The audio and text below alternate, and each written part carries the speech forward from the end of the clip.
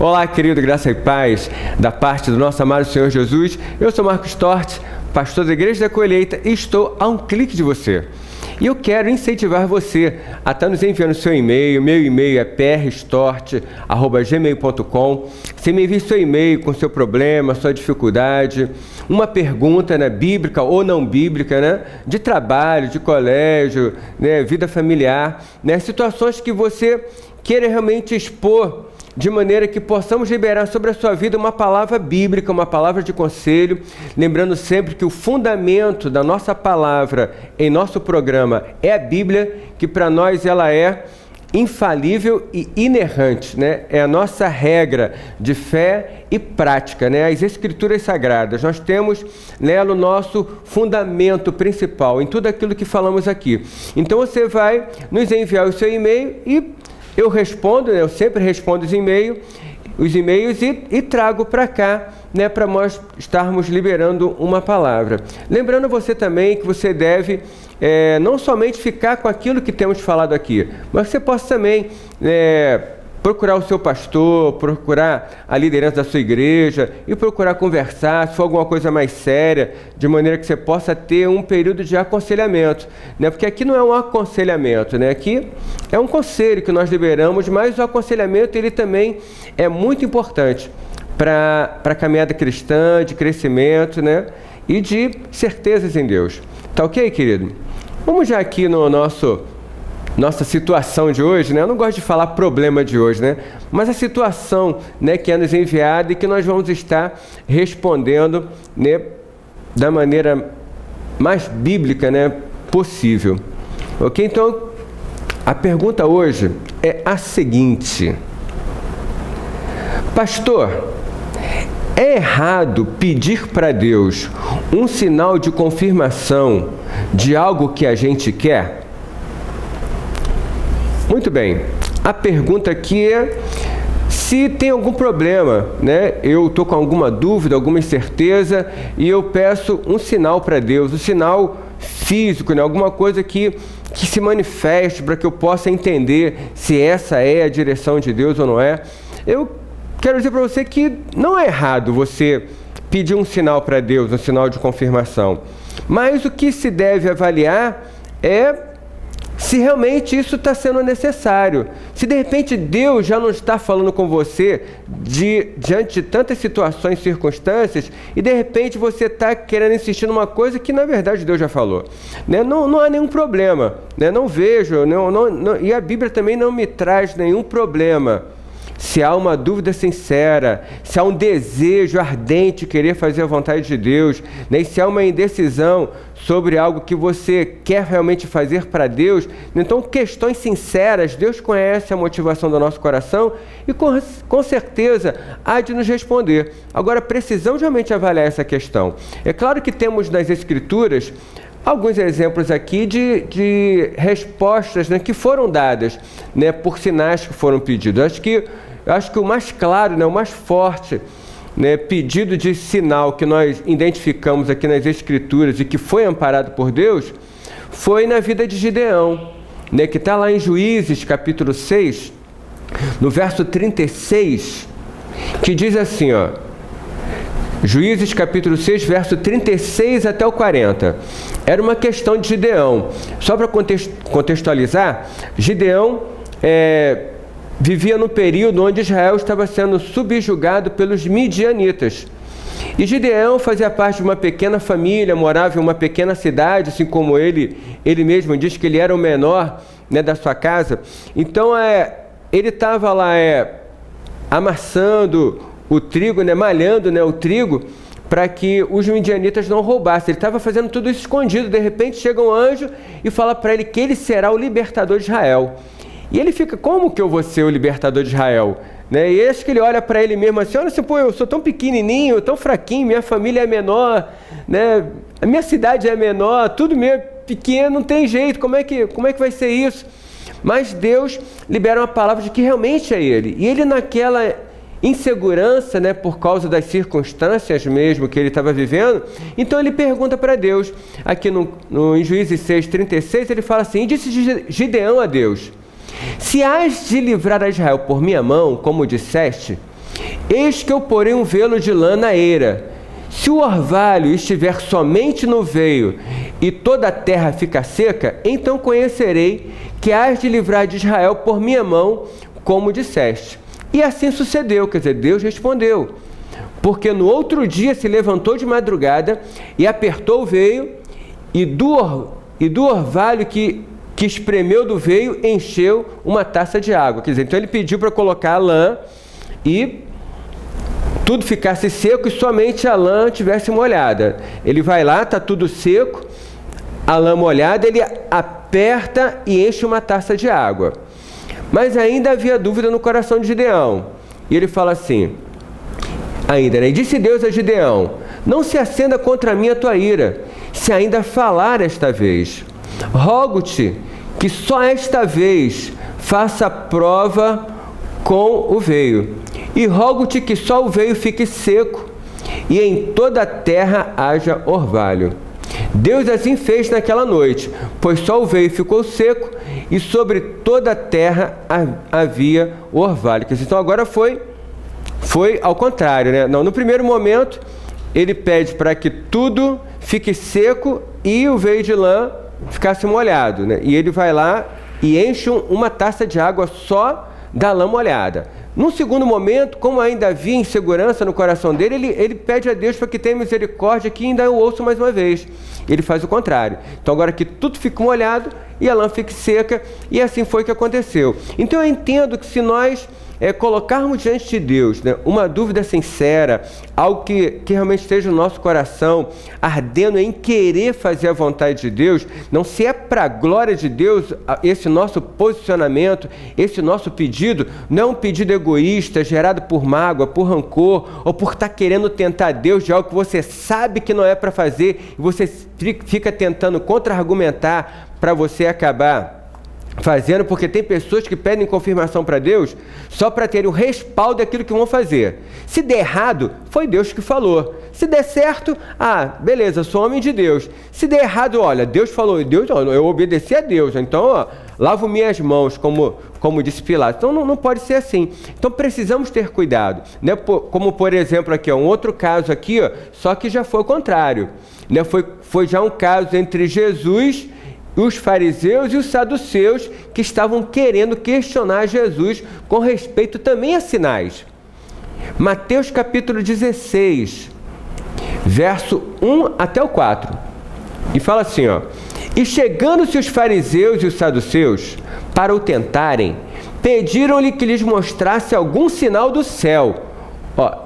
Percebam aqui, eles queriam tentar Jesus e pediram um sinal do céu. Mas ele respondendo disse-lhes, quando é chegada a tarde, dizeis, haverá bom tempo, porque o céu está rubro. E pela manhã, hoje haverá tempestade, porque o céu está de um vermelho sombrio. Hipócritas, sabeis discernir a face do céu, e não conheceis os sinais dos tempos? Uma geração má e adúltera pede um sinal, e nenhum sinal lhe será dado, senão o sinal do profeta Jonas. E deixando-os, retirou-se. Então nós vemos aqui que esses homens, né, os fariseus e os saduceus, estavam simplesmente querendo tentar Jesus, porque nas Escrituras já estava claro a respeito de Jesus, né? Jesus era o cumprimento de profecias que já estavam claras. Então os saduceus e fariseus não precisavam pedir um sinal de Jesus, um sinal do céu, porque as Escrituras já falavam a respeito de Jesus. Jesus não falava nada, nem fazia nada do que já não estava escrito a respeito dele. Tanto que ele fala assim, só haverá um sinal, o sinal do profeta Jonas. O que ele está querendo dizer? Olha, assim como Jonas foi engolido pelo peixe durante 3 dias, assim também o Filho do Homem será engolido pela sepultura, mas também só ficará lá 3 dias. Esse é o único sinal. Quer dizer, quando Jesus ressuscitou, aqueles que estavam atentos às Escrituras e às profecias, identificaram aquela situação com o que Jesus estava falando. Aqueles que não estavam nem aí para as Escrituras, não iam se aperceber de nada. E assim também é muitas vezes. Nós já sabemos o que as Escrituras diz, mas não queremos aceitar. Então queremos retrucar e queremos pedir um sinal daqui, um sinal dali, mas na verdade as Escrituras já estão claras. E tentar a Deus é pecado. Um outro exemplo aqui de tentar a Deus foi o caso de Satanás, quando Jesus foi tentado no deserto, em Mateus capítulo 4, quando Jesus é tentado no deserto, quando Satanás leva Jesus para o alto do pináculo, né, do templo, e fala para Jesus: olha, se tu é filho de Deus, te joga daqui lá embaixo. Quer dizer, Jesus era o filho de Deus, ele sabia que era o filho de Deus, não precisava provar para ninguém. Mas Satanás querendo, né, vamos ver se você tem certeza mesmo de quem você é. Então Jesus disse: olha, não tentarás o Senhor teu Deus. Então nós não podemos tentar a Deus nas coisas que nós já sabemos que já são realidade. Deus já está falando, Deus já tem comprovado através de amigos, através da oração, através de um conselho, Deus já tem falado e você ainda está querendo buscar sinal. Quer dizer, isso é tentar a Deus, né? E uma coisa que eu digo para você: não faça, né, usar a Bíblia como horóscopo. Já viu aqueles irmãos que usam a Bíblia como horóscopo? Eles pegam as escrituras, né, e falam assim: Deus fala comigo, né? Deus fala comigo. Aí abre a Bíblia, pá! Aí abre assim, escolhe, aqui. Aí lê o versículo: Deus falou comigo, né? Tem pessoas que fazem isso. Isso é um desatino, né? É um absurdo se fazer algo desse tipo, né? Se você quer ouvir Deus falar, estudando as Escrituras, meditando na palavra, então faça isso, com certeza Deus vai falar com você. Agora, isso de fazer da Bíblia como horóscopo, vou ver como é que vai ser meu dia hoje. Aí abre a Bíblia, abre lá, olha, lê, lê um versículo maravilhoso, o dia vai ser bom. Aí lê um versículo ruim, não, esse aqui não está muito legal. Aí abre a Bíblia de novo, vai lá. Não pode ser assim. Imagina um pai de família acordar de manhã, falar: Deus fala comigo nas Escrituras, como é que vai ser hoje? Ele abre a Bíblia, aí abre lá, Salmo 109, verso 9. Seus filhos serão órfãos e a sua mulher viúva. Vai suicidar, vai morrer nesse dia, né? Então, tenha cuidado com aquilo que a tua maneira de agir. Até aquelas pessoas que utilizam aquelas caixinhas de promessa. Quer dizer, a caixinha só tem promessa. Aí o cara vai pedir uma palavra de Deus. Só tem promessa, vai ter coisa só boa, né? Eu vou ver o que Deus vai falar comigo hoje. Aí pego a caixinha da promessa e lê uma promessa. Só tem maravilha ali. Não tem mandamento, não tem ordem, não tem chamada de atenção, não diz para você se arrepender, não diz para você perdoar, né? Tem uma promessa boa ali. Então isso é um grande erro também, né? Usar a caixinha de promessa como horóscopo do dia, né? Isso é uma coisa muito errada que não devemos fazer. Então precisamos ter cuidado com esse tipo de situação. Quero ainda ler um texto aqui com você. Diz assim, olha só, 2 Timóteo, capítulo 3, verso 16, fala assim, toda a Escritura é divinamente inspirada e proveitosa para ensinar, para redarguir, para corrigir, para instruir em justiça. Então, toda a Escritura, você quer um sinal de Deus? Toda a Escritura é divinamente inspirada, proveitosa para ensinar, algo que você precisa aprender em Deus, né? Então comece a ler, comece a estudar. Apta para redarguir. Redarguir é justamente tirar dúvida, né? Redarguir é tirar dúvida, é levantar questões e responder as questões. Então a Bíblia responde toda e qualquer questão, né, da nossa vida dia a dia, né? Apta para corrigir, para instruir em justiça. Então Deus pode falar conosco de diversas formas, né? E a Bíblia, né, as Escrituras é uma delas. E ainda quero ler aqui, Tiago capítulo 4, verso 3, que diz assim, pedis e não recebeis, porque pedis mal, para gastardes em vossos deleites. O que isso quer dizer? Pessoas que pedem por egoísmo, pessoas que pedem resposta porque estão magoadas com as outras e querem de alguma forma ferir outras pessoas e estão pedindo autorização a Deus para poderem agir contra a própria Escritura, né, que fala sobre o perdão, né, sobre amizade, sobre paz, né? Pessoas que pedem resposta, será que o homem é casado e pede resposta se aquela outra mulher é de Deus para ele ou não? Imagina que loucura. Pensa você que não tem gente que pede resposta para isso, sinal de Deus para isso? Quer dizer, é um absurdo. Mas existem pessoas que... Você acha que Deus vai responder um absurdo desse? Né? Com certeza não. Então tem pessoas que pedem resposta de coisas que já são evidentes. Então não podemos ser assim. Então entenda que Deus pode nos responder de qualquer forma, né? Se você tem um coração sincero, está buscando uma resposta de Deus, com algo realmente que você quer fazer a vontade de Deus, por algo que você realmente tem intenção de ter uma vida de obediência a Deus, você pede um sinal para Deus, né? Eu creio que Deus não vai ter problema em responder. Só que entenda o seguinte, os sinais de Deus podem ser dados de diversas formas. Você pode estar orando e Deus falar no teu coração, você pode estar lendo as Escrituras e Deus falar com você, você pode estar conversando com um amigo e esse amigo, até sem saber de nada, seja um sinal de Deus para a tua vida.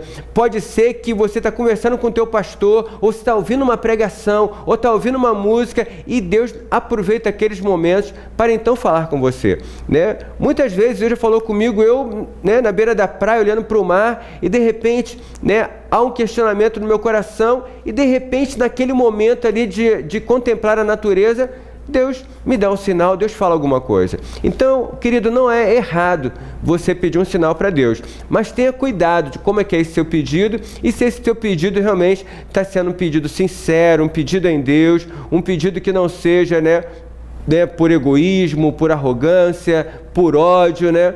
Então, tenha cuidado com isso, né? Que Deus te abençoe. Vamos ali, voltamos, rápido intervalo, continuamos a um clique de você.